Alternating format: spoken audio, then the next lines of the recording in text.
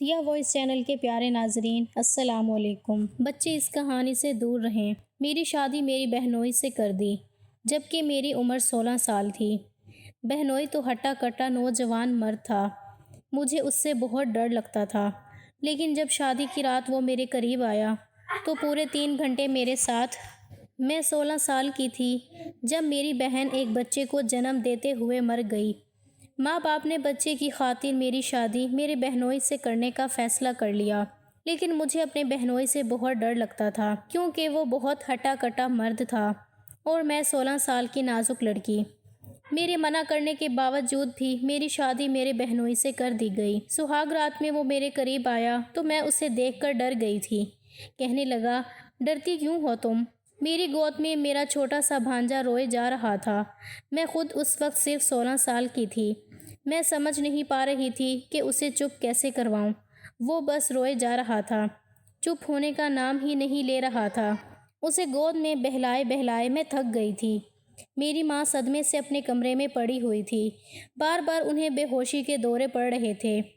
میں خود بھی ایک بہت بڑے غم سے گزر رہی تھی کیونکہ میری بڑی بہن بچے کی پیدائش کے ہوتے ہی دنیا سے چلی گئی تھی، لیکن وہ بچہ چپ نہ ہوا تو میں خود بھی رونے لگی۔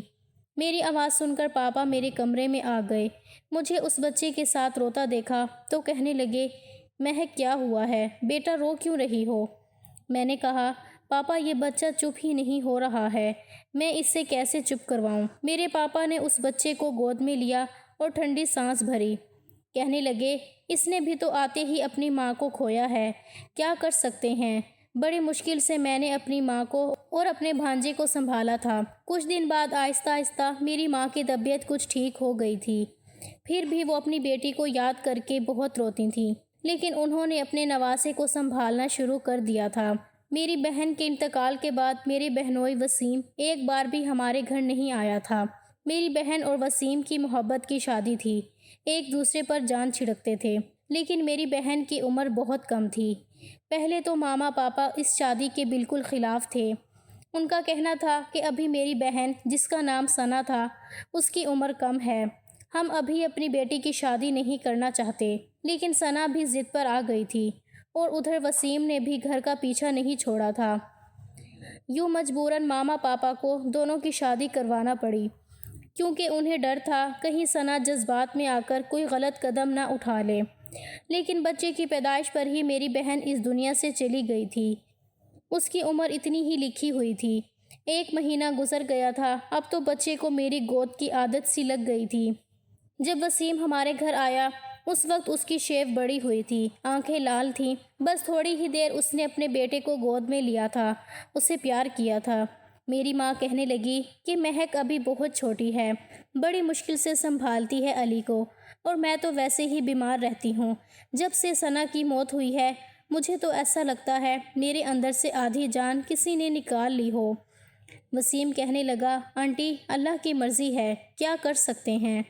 آپ تو پھر بھی ایک دوسرے سے بات کر کے اپنا دل ہلکا کر سکتے ہیں، ایک دوسرے کو حوصلہ دے سکتے ہیں۔ میرے بارے میں بھی تو سوچیں، خالی گھر میں مجھے ثنا کی آوازیں سنائی دیتی ہیں، میں کس دل سے وہاں اکیلا رہتا ہوں یہ میں ہی جانتا ہوں۔ وسیم کا غم اپنی جگہ بہت بڑا تھا۔ میری ماں نے ٹھنڈی گہری سانس لی تھی، کہنے لگی، ابھی تو چھٹیاں ہیں، لیکن چھٹیوں کے بعد مہک کی 12ویں کلاس شروع ہو جائے گی۔ بیٹا، میں چھوٹے بچوں کو سنبھالنے کی حالت میں نہیں ہوں، جانے والی تو جا چکی ہے، تمہیں اب آگے بڑھنا چاہیے، دوسری شادی کر لو۔ یہ سننا تھا کہ وسیم کے ماتھے پر بل پڑے تھے۔ کہنے لگا، آنٹی آپ کی کیسی باتیں کر رہی ہیں؟ ثنا کی جگہ میں کسی کو نہیں دے سکتا۔ آپ جانتی ہیں میں نے اس سے کتنی محبت کی ہے، اس کے نام پر زندگی برسوں گزار سکتا ہوں۔ میرا بچہ تھوڑا سا بڑا ہو جائے تو میں اس کو اپنے ساتھ لے جاؤں گا۔ میری ماں کہنے لگی، میں جانتی ہوں تم ثنا جیسی محبت کسی سے نہیں کر سکتے، لیکن تمہارے بچے کو تو ماں کی ضرورت ہے نا۔ وسیم کہنے لگا، کیوں اسے خالہ نہیں پال سکتی؟ مہک تو ابھی چھوٹی ہے، صرف 16 سال کی ہے، آپ کو کون سا ابھی اس کی شادی کر دینی ہے؟ جب تک وہ 22 سال کی ہوگی میرا بیٹا 5-6 سال کا ہو جائے گا اور پھر میں اسے لے جاؤں گا۔ لیکن میری ماں کہنے لگی، بیٹا اب تمہیں بھی زندگی میں آگے بڑھنا چاہیے۔ اگر تمہارا بیٹا علی مہک کا عادی ہو گیا تو کسی دوسری عورت کو سہ نہیں پائے گا۔ ظاہر ہے آج نہیں تو کل تمہیں دوسری شادی تو کرنا ہی ہوگی، زندگی اکیلے نہیں کٹے گی۔ وہ کہنے لگا مجھے شادی کرنی ہی نہیں، نہ ابھی اور نہ بعد میں۔ میری ماں کہنے لگی فی الحال تمہارے دل میں ثنا کا غم تازہ ہے، لیکن میں جانتی ہوں وقت کے ساتھ ساتھ سب کچھ نارمل ہو جائے گا۔ کچھ مہینے بعد ہی تم شادی کر لینا تاکہ تمہارے بچے کو اسی لڑکی کی عادت ہو جائے جو تمہاری بیوی ہو، ورنہ بعد میں بہت مشکل ہو جائے گی۔ ابھی تو علی چھوٹا ہے کہ جس کی گود میں ڈالو گے اسی کی گود کی اس کو عادت ہو جائے گی، لیکن بڑا ہو گیا تو اسے نئی عورت کو قبول کرنے میں بہت پریشانی ہوگی۔ میری ماں کی بات وسیم کو بری لگی تھی۔ وہ فوراً اٹھ کر چلا گیا اور اس کے بعد پورے 3 مہینے بعد آیا تھا۔ علی 5 مہینے کا ہو چکا تھا، اب تو میرے بغیر رہتا ہی نہیں تھا۔ میرے لیے بڑی مشکل ہوتی تھی۔ کالج سے آتی تو وہ رو رہا ہوتا تھا، اب میں اسے بہلا بہلا کر تھک جاتی، لیکن چپ ہی نہیں ہوتا تھا۔ میں آتے ہی اسے گود میں لیتی تو اس کا رونا بند ہو جاتا، میرے ساتھ ہی سوتا تھا، میرے ہاتھ سے ہی دودھ پیتا تھا، مجھے اپنی ماں سمجھتا تھا اور میں بھی اس کے لیے ایسے ہی جذبات رکھنے لگی تھی۔ مجھے لگتا کہ جیسے وہ میرا اپنا ہی بچہ ہے۔ میری ماں بار بار وسیم کو کہتی کہ اپنی زندگی کے بارے میں سوچو، تمہارے بچے کا معاملہ ہے، لیکن وہ پتہ نہیں کیا سوچے بیٹھا تھا۔ ماں کے بار بار بہلانے پر بھی 3 مہینے بعد آیا تھا۔ ایک ہی گھنٹہ بیٹھا تھا، ماں کی باتیں ایک کان سے سن کر دوسرے کان سے نکال دیتا اور پھر اٹھ کر چلا بھی گیا تھا۔ ہر مہینے وہ کچھ پیسے میرے پاپا کی دکان پر بھیجتا، کہتا تھا کہ یہ علی کے خرچے کی ہیں۔ میں اپنے بچے کا بوجھ کسی پر ڈالنا نہیں چاہتا۔ دن یوں ہی گزرنے لگے تھے اور میں 20 سال کی ہو گئی تھی۔ اب تو علی بھی 4 سال کا ہو گیا تھا، اب تو میرے بغیر نہیں رہتا تھا، مجھے مما کہتا تھا۔ انہی دنوں میرا رشتہ بھی آیا تھا، کافی اچھے کھاتے پیتے لوگ تھے۔ میری ماں نے وسیم کو بلایا، کہنے لگی کہ مہک کا بہت اچھا رشتہ آیا ہے اور ہم چاہتے ہیں کہ اس کی شادی کر دیں۔ یہ سن کر وہ کہنے لگا لیکن میرے بچے کا کیا ہوگا؟ کیا علی آپ کی اولاد نہیں ہے؟ آپ کی بیٹی کی آخری نشانی ہے۔ اپنی بیٹی کی خاطر میرے بچے کے ساتھ اتنا برا مت کریں، اس سے اس کی ماں مت چھینیں۔ علی مہک کو ہی اپنی ماں سمجھتا ہے اور ابھی کون سا آپ کی بیٹی کی عمر گزری جا رہی ہے۔ 2-3 سال اور رک جائیں، تب تک علی بھی بڑا ہو جائے گا اور بات کو سمجھنے لگے گا۔ آپ دیکھنا میں خود ہی مہک کی شادی بہت ہی اچھے گھر میں کروا دوں گا، لیکن میرے بیٹے کو اس قابل ہونے دیں کہ میں اس کے ساتھ رہ سکوں اور وہ باتوں کو سمجھنے لگے۔ میری ماں کہنے لگی تم سمجھتے کیوں نہیں ہو وسیم؟ وہ ابھی مہک کی جان نہیں چھوڑتا، اسے اپنی ماں سمجھتا ہے اور بڑا ہو گیا تو اس کے بغیر بالکل نہیں رہے گا اور وقت کا کچھ پتہ نہیں ہے۔ میں بیمار رہتی ہوں اور مہک کے پاپا بھی شوگر کے مریض ہیں۔ ہم اپنی بچی کی شادی جلد سے جلد کرنا چاہتے ہیں، تم اپنے بارے میں سوچو۔ وہ کہنے لگا ٹھیک ہے، آپ کو اتنی ہی جلدی ہے تو پھر مہک کی شادی مجھ سے کر دیں۔ وسیم نے یہ بات اچانک ہی کہی تھی۔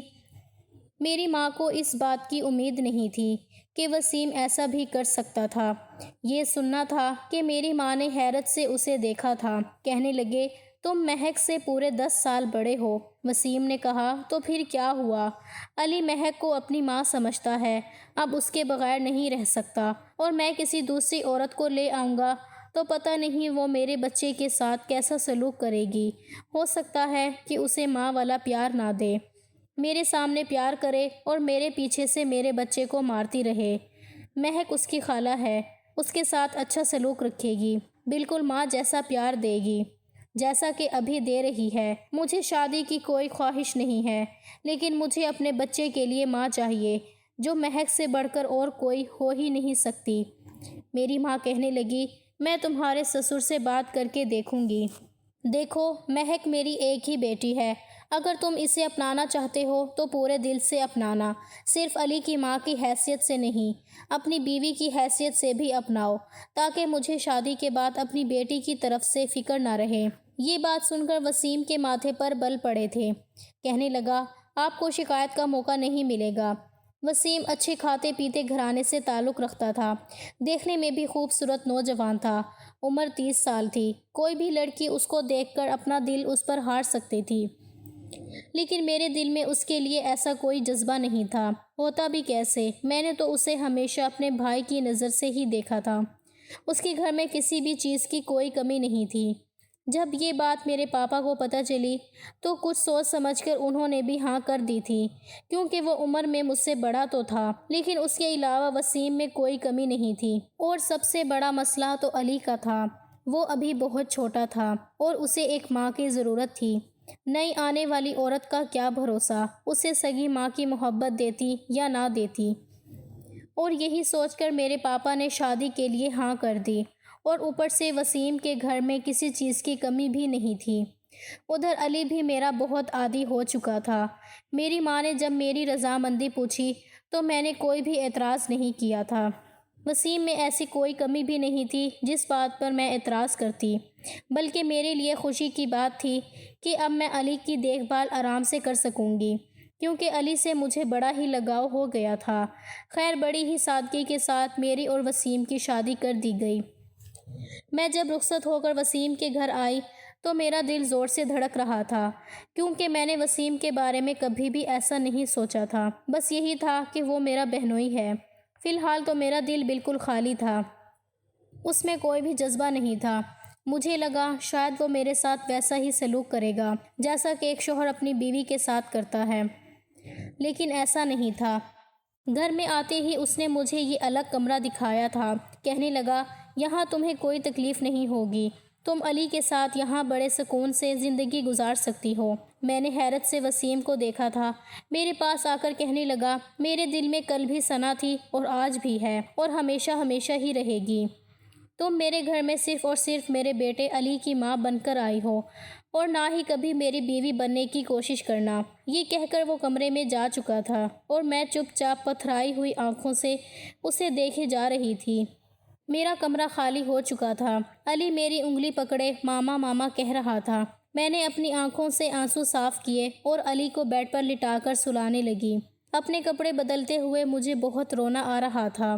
بھلے ہی یہ شادی جیسے بھی حالات میں کی گئی تھی، لیکن میرے لیے یہ ایک احساس تھا۔ میں وسیم کو دل سے قبول کر چکی تھی اور میں اس کے ساتھ میاں بیوی کا رشتہ رکھنا چاہتی تھی، لیکن اس نے میرے منہ پر ہی میری بے عزتی کر کے میرے ساتھ بہت برا کیا تھا۔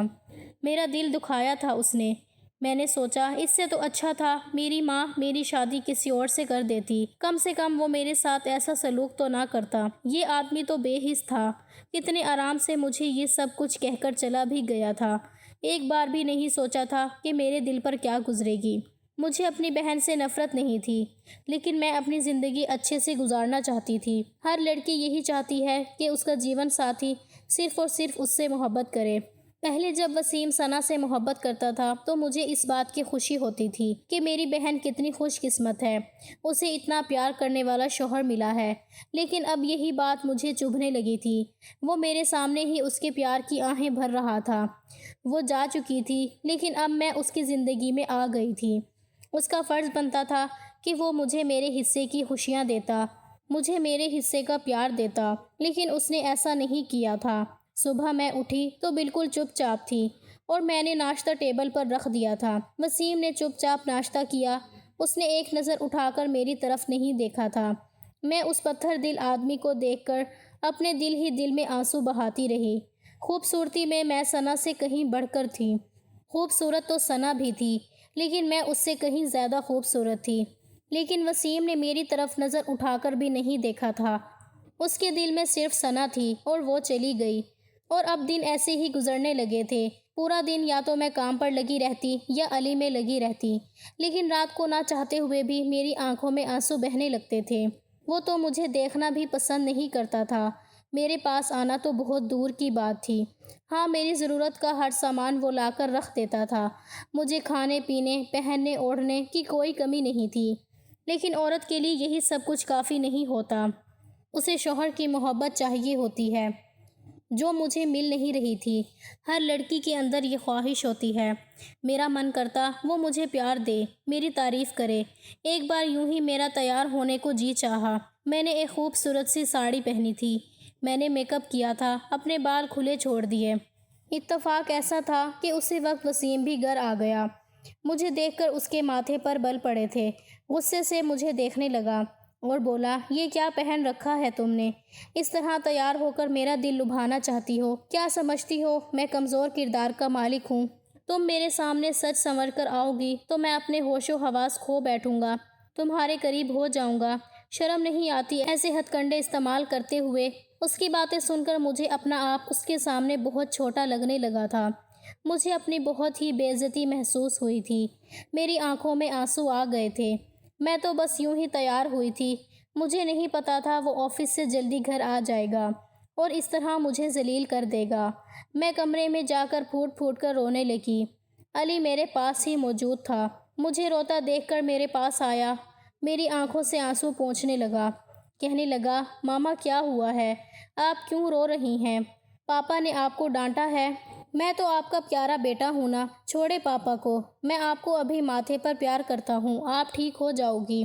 جس طرح میں اسے بہلایا کرتی تھی وہ بھی مجھے ویسے ہی بہلا رہا تھا۔ اس نے میرے ماتھے پر پیار کیا تو میں نے اپنے آنسو صاف کیے۔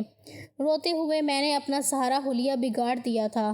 میری لپسٹک پورے منہ پر پھیل چکی تھی، بال بکھرے ہوئے تھے اور کاجل بھی گالوں تک آ رہا تھا۔ میرے دل میں اس وقت علی کے لیے ذرا بھی کوئی احساس نہیں تھا، بلکہ مجھے اس پر غصہ آ رہا تھا۔ نہ جانے کیوں مجھے ایک دم سے یہ محسوس ہونے لگا کہ جیسے اگر میری زندگی میں علی نہ ہوتا تو شاید آج میرے ساتھ یہ سب کچھ نہ ہوتا۔ علی کی وجہ سے ہی میری شادی وسیم کے ساتھ ہوئی تھی، جو کہ میں بالکل نہیں چاہتی تھی۔ علی نے میرا ایسا حلیہ دیکھا تو اپنے چھوٹے ہاتھوں سے میرا چہرہ صاف کرنے لگا۔ کہنے لگا، ماما آپ تو پیاری سی بھوتنی بن گئی ہیں، میں ابھی آپ کا چہرہ صاف کرتا ہوں ورنہ پاپا ڈر جائیں گے اور آپ سے پھر لڑیں گے۔ اس کی بات سن کر میرے چہرے پر مسکراہٹ پھیل گئی تھی۔ وہ تو معصوم سا بچہ تھا، لیکن اس دن کے بعد سے میں دوبارہ کبھی تیار نہیں ہوئی تھی۔ میں تو بڑے ہی شرارتی ٹائپ کی لڑکی ہوا کرتی تھی۔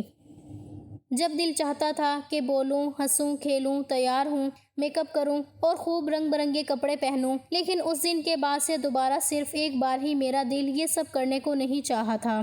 اب میں 21 سال کی ہو چکی تھی، میری سالگرہ تھی اور پتہ نہیں اس دن میرے دل میں کیا آئی کہ میں نے اپنی پسند کا لال رنگ کا جوڑا پہنا تھا، بال بھی کھلے چھوڑ دیے۔ ابھی دوپہر تھی اور ابھی وسیم کے آنے کا وقت نہیں تھا۔ ہلکا پھلکا میک اپ بھی میں نے اپنے چہرے پر کر لیا تھا۔ علی میرے پاس ہی موجود تھا۔ اب تو اس کے اسکول جانے کی بھی عمر ہو چکی تھی۔ کبھی جب میں بہت زیادہ بے چین ہوتی تو میرے دل میں اس کے لیے غصہ آنے لگتا تھا، لیکن اگلے ہی پل میں اپنے اس احساس کو جھٹک دیا کرتی تھی، یہ تو میرا بھانجا ہے، مجھے مما مما کہتا ہے۔ میں بالکل اپنی اولاد کی طرح اس کو محبت کرتی تھی۔ اس کی سزا میں علی کو کیوں دوں؟ اس دن میں تیار بیٹھی تھی جب علی نے موبائل میں میری تصویر بنا کر وسیم کے نمبر پر بھیج دی۔ میں ان سب باتوں سے بالکل انجان تھی۔ بہت وقت کے بعد میرا بریانی کھانے کو دل کر رہا تھا۔ میں اٹھ کر کچن میں چلی گئی اور بریانی بنانے لگی۔ ہم دونوں ماں بیٹا بیٹھ کر ابھی کھانا کھا ہی رہے تھے کہ تبھی غصے سے وسیم گھر میں داخل ہوا تھا۔ مجھے اتنا تیار دیکھ کر اگلے ہی پل اپنا موبائل میرے سامنے بھیج دیا۔ کہنے لگا، یہ سب کچھ کیوں کیا ہے؟ تمہیں شرم نہیں آتی؟ میں وہاں میٹنگ میں بیزی ہوں اور تم مجھے بار بار اپنی تصویریں بھیج رہی ہو۔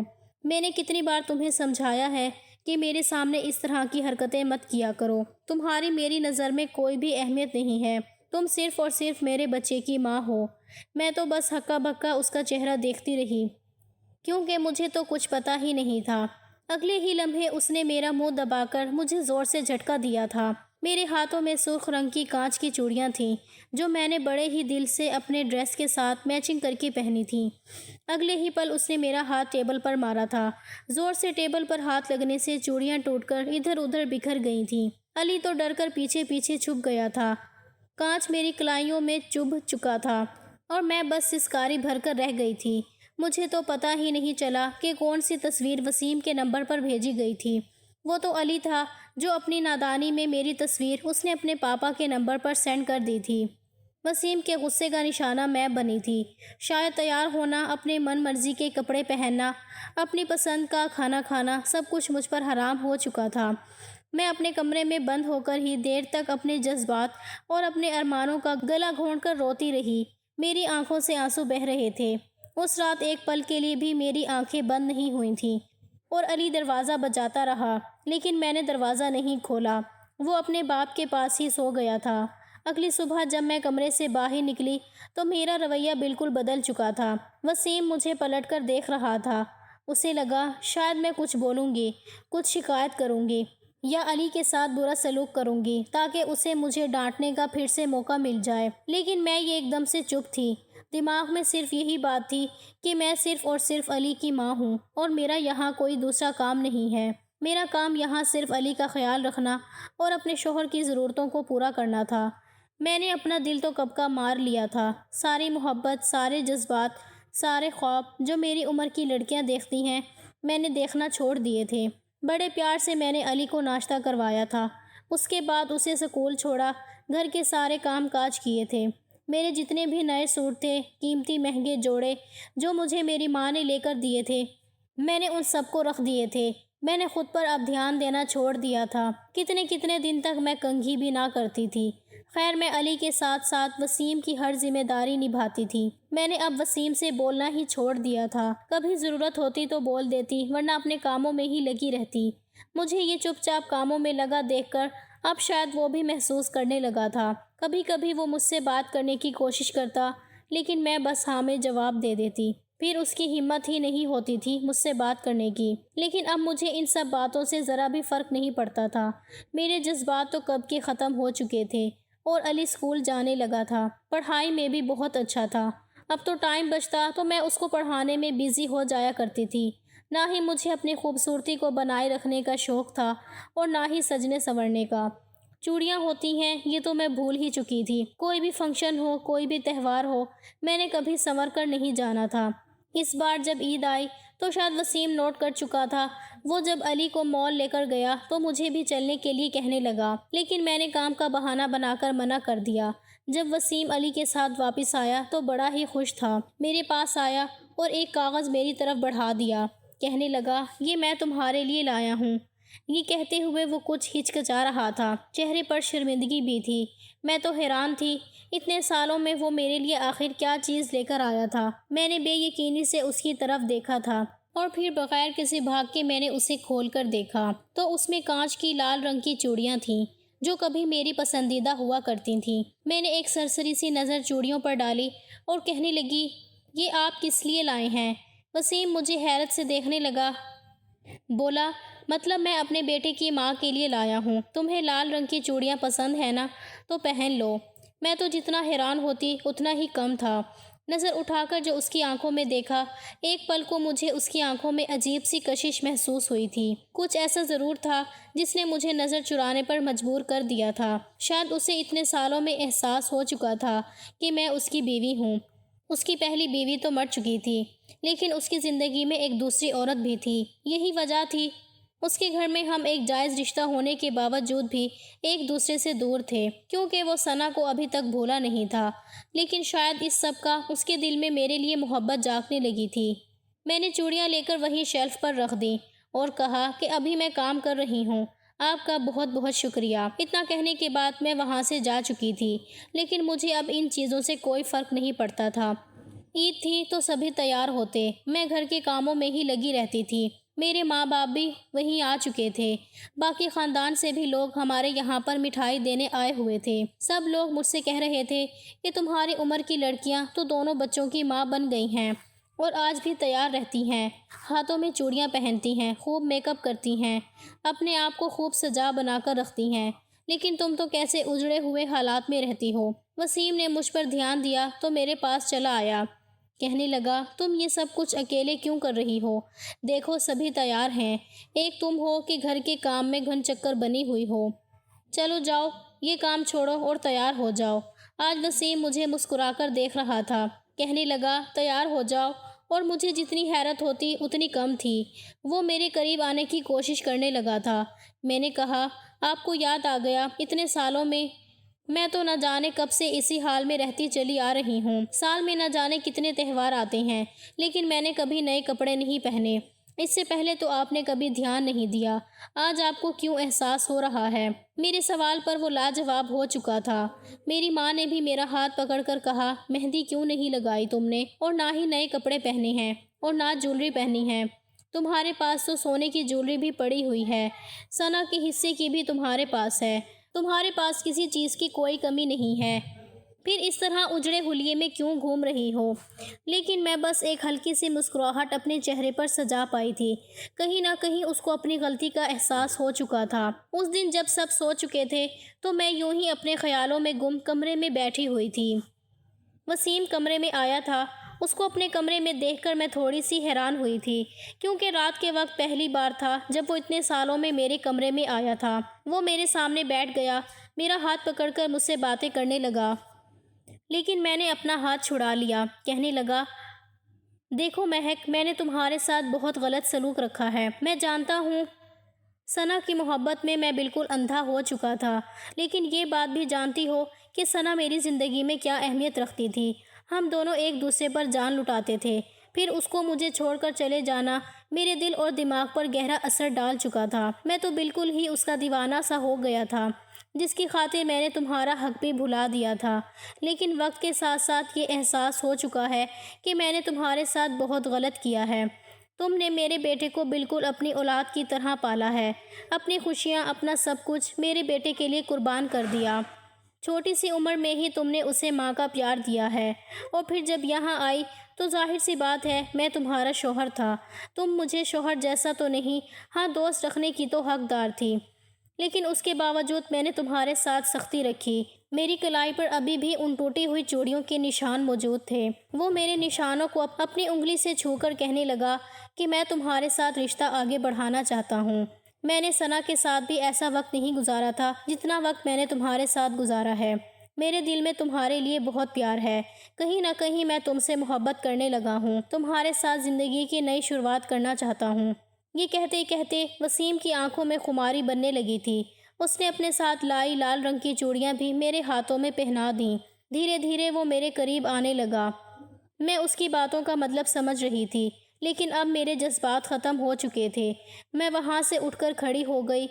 میرے دل میں یہ سارے ارمان تو کب کے ختم ہو چکے تھے۔ میں نے پلٹ کر اسے دیکھا اور بولا کہ میں صرف اور صرف آپ کے بچے کی ماں ہوں، اس سے زیادہ میرا اور آپ کا کوئی رشتہ نہیں ہے۔ میرے اندر بھی جذبات تھے، کبھی میں بھی یہی دعائیں کرتی تھی کہ آپ میرے ساتھ ایک اچھے شوہر بن کر رہیں، مجھے میرے حصے کا حق، میرے حصے کا پیار دیں۔ میں بھی کبھی آپ کی باہوں میں سمانے کے لیے تڑپا کرتی تھی، لیکن اب میرے یہ سارے جذبات مر چکے ہیں، کیونکہ میرے ساتھ پیار سے بات کرنا تو دور کی بات، آپ نے کبھی مجھے نگاہ اٹھا کر بھی نہیں دیکھا تھا۔ میرا دل کتنا مچلتا تھا آپ کے لیے، آپ میرے لیے تحفہ لے کر آئیں، میں جب تیار ہوں تو آپ میری تعریف کریں، مجھے باہر گھمانے لے جائیں، میرا خیال رکھیں، مجھے بخار ہو تو آپ محبت سے میرے لیے 2 لفظ بول دیں، میرے ہر مشکل وقت میں آپ میرے ساتھ کھڑے رہیں۔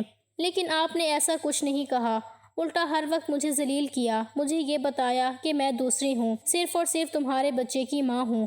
اور اب جب میرے سارے جذبات راکھ بند کر چکے ہیں تو آپ سہانے خواب دکھا رہے ہیں، مجھے سمجھانا چاہتے ہیں کہ اب میں تمہارے ساتھ نئی شادی شدہ زندگی کی شروعات کروں۔ دیکھیے، اگر آپ کے دل میں ایک عورت کے لیے جذبات جاگ رہے ہیں اور آپ اپنے اندر کے جذباتوں کو ٹھنڈا کرنا چاہتے ہیں تو بہتر ہے جائیں اور جا کر ایک دوسری عورت سے شادی کر لیں جو آپ کی ضرورتوں کو پورا کر سکیں۔ میں صرف اور صرف علی کی ماں ہوں، اس سے زیادہ میں کچھ بھی نہیں۔ آپ کو میری طرف سے کھلی اجازت ہے، آپ جا کر دوسری شادی کر سکتے ہیں۔ اتنا کہنے کے بعد کمرے سے نکل کر بالکنی میں جا چکی تھی۔ کچھ دیر بعد میرے اور علی کے کمرے سے وسیم نکل کر اپنے کمرے میں چلا گیا تھا۔ میں وہیں بالکنی میں کھڑی کتنی ہی دیر تک آنسو اپنے اندر اتارتی رہی۔ میں چاہ کر بھی اپنے دل میں اس کے لیے جذبات نہیں بنا پا رہی تھی، اور جب ایک بار اپنے دل کے دروازے کسی مرد کے لیے عورت بند کر دے تو پھر وہ چاہے جو مرضی کر لے، عورت موم نہیں ہوتی۔ بار بار ذلیل کرنے کے بعد اگر مرد سمجھتا ہے کہ وہ عورت کو پھر سے پہلے جیسا کر دے گا تو یہ اس کی سب سے بڑی غلط فہمی ہے۔ دوستو، آج کی کہانی کیسی لگی ضرور بتانا، کہانی کو لے کر اپنی رائے ضرور دینا۔ کہانی کو پورا سننے کے لیے آپ لوگوں کا بہت شکریہ۔ دوستو، ملتے ہیں کل کی کہانی کے ساتھ۔ اللہ حافظ۔